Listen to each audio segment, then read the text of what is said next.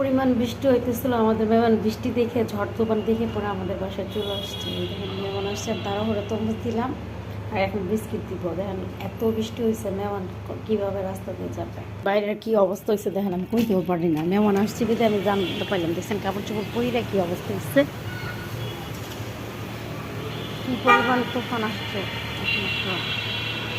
তো মানে বৈশাখী ঝড় তো এই জন্য বোঝা যাইতেছে এই অবস্থা। দেখেন কীভাবে অন্ধকার হয়েছে আকাশ, আর ঝড় বাতাস কীভাবে ছুটতেছে দেখছেন।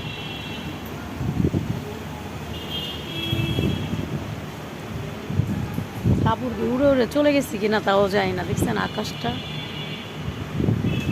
বাতাস দেখছেন, গাছ গাছ সব উড়াই নিতেছে। দেখছেন এমন ঝড় হইতেছে, বৈশাখী ঝড় এসে পড়ছে।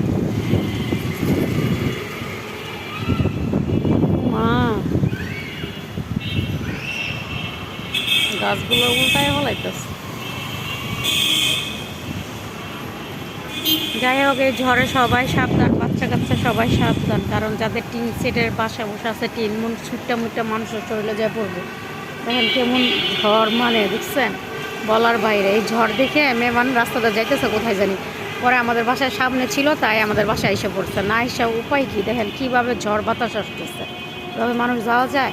যাই হোক মেহমান আসা ভালো, এই জন্য মেহমানকে তাড়াহুড়া তরমুজ আর বিস্কিট দিচ্ছি। কী করবো, জিজ্ঞেস করছি চা খাবে, চা খাবে না। যাই হোক আজকে এই পর্যন্ত শেষ করলাম। ভালো লাগলে লাইক শেয়ার সাবস্ক্রাইব করতে ভুলবেন না। Bye bye, tata.